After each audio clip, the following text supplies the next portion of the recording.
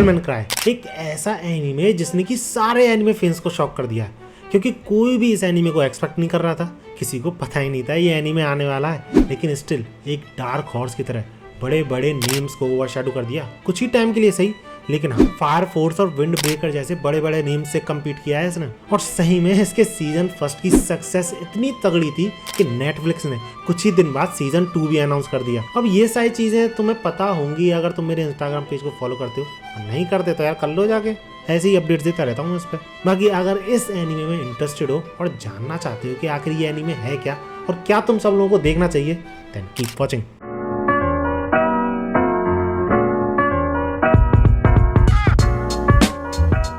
अब इस एनीमे से रिलेटेड मैंने अपने इंस्टाग्राम पेज पे रील्स और पोस्ट दोनों ही डाल रखी हैं अपडेट्स के लिए, लेकिन मैं अपने यूट्यूब पे इससे रिलेटेड वीडियो बनाने का प्लान नहीं कर रहा था, क्योंकि इतना ज़्यादा पॉपुलर ही नहीं था ये एनीमे, और मैंने देखने का भी प्लान नहीं किया था ऐसे, because I don't have time you know. अच्छा बेटे टिकटॉक ये हो।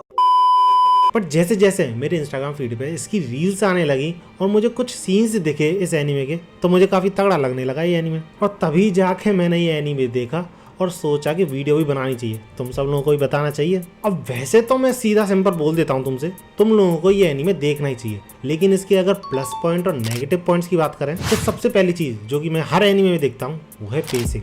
इस एनीमे की पेसिंग काफ़ी तेज़ है यार। सिर्फ 8 एपिसोड्स में पूरा का पूरा एनीमे ही खत्म कर दिया नेटफ्लिक्स वालों ने। और ऐसा भी नहीं है कि बहुत ज्यादा ही पेसिंग थी जिसकी वजह से स्टोरी में ही मजा नहीं आ रहा था, नहीं, टू द पॉइंट बात हो रही थी पूरे के पूरे एनीमे में, और जो फालतू के सीन्स होते हैं वो सारे कट थे शायद। इसका सेकंड प्लस पॉइंट जो कि मुझे काफी तगड़ा लगा वो है इसका कैरेक्टर इंट्रोडक्शन, जो कि काफी सही तरीके से होता है। फॉर एग्जाम्पल जो बनी का इंट्रोडक्शन हुआ था वो काफी ज्यादा तगड़ा था यार, और जिस तरीके से उसी कैरेक्टर को जो कि हमें ज्यादा ईवल लग रहा था बाद में हमें रिवील कराया जाता है कि कैसे वो अच्छा इंसान था, बाद में बुरा बनता है लोगों की वजह से, वो भी काफी तगड़ी तरीके से रिवील करा गया। और शायद वही एपिसोड मोस्ट रेटेड एपिसोड है इस पूरे एनीमे का। इसके बाद जो चीज मुझे इस एनीमे की बढ़िया लगी वो है इसका मेन कैरेक्टर। सही में सारा का सारा एनीमे एक ही कैरेक्टर लेके चल रहा है अपने कंधों पे, जो कि है दांते। अब इस कैरेक्टर के बारे में डिटेल में बताऊंगा तो पूरी स्टोरी स्पॉइल हो जाएगी, लेकिन ये समझ लो कि ये कैरेक्टर पूरे के पूरे वर्ल्ड में इसकी अर्थ पर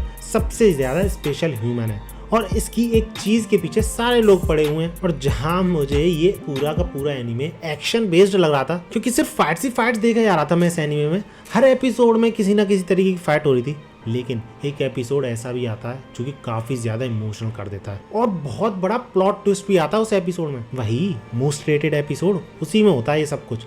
और सही में उस एपिसोड में जो डायलॉग्स होते हैं कैरेक्टर के वो होते ही नहीं है। जैसे कि तुमने डेंडेडैन में देखा था ना, उसमें भी काफ़ी ज़्यादा फनी एक्शन कॉमेडी वाला एनीमे लग रहा था वो, लेकिन एक एपिसोड ऐसा आता है जो कि काफ़ी ज़्यादा इमोशनल कर देता है। कुछ वैसा ही सीन हो जाता है इस एनीमे में भी, और सही में उसी एपिसोड की वजह से मैं अगला सीजन भी देखूंगा।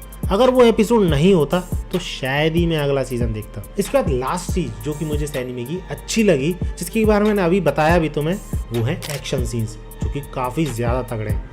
एक पे तो मैंने अपनी रील भी बनाई है इंस्टाग्राम पर। अब इसके बाद इस एनीमे के नेगेटिव पॉइंट्स की बात करें तो वो इसका प्लॉट ही है, जो कि काफ़ी ज़्यादा क्लीशे है। ज़्यादा एनीमेज में यही तो होता है, दूसरे दुनिया से डीमंस कब्जा करने वाले हैं अपनी दुनिया पे, और उसी चीज़ को मेन कैरेक्टर ने या फिर उसके किसी साथी ने रोक रखा है, किसी रिलेटिव ने रोक रखा है, जिस वजह से मेन कैरेक्टर के पीछे पड़े हुए हैं वो लोग। And that's why main character fight कर रहा है डीमन से। और एक और रीज़न है मेन कैरेक्टर को फाइट करने का, वो है उसकी फैमिली का रिवेंज, क्योंकि किसी डीमन ने ही उसकी फैमिली को मारा था, तो अब सारे के सारे डीमंस को वो मारना चाहता है, इंक्लूडिंग जो कि डीमन मार के गया था उसकी फैमिली को। लेकिन एक और ट्विस्ट आता है इसमें, हमें लास्ट में पता चलता है कि उसकी फैमिली मरी नहीं है। अब एग्जैक्टली कैसे होता है वो तो तुम्हें एनीमे देखने के बाद ही पता चलेगा, लेकिन काफ़ी ज़्यादा सिमिलर स्टोरीज हम पहले भी देख चुके हैं। और इसी रीज़न की वजह से इसका दूसरा नेगेटिव पॉइंट भी आता है, वो है प्रिडिक्टेबिलिटी।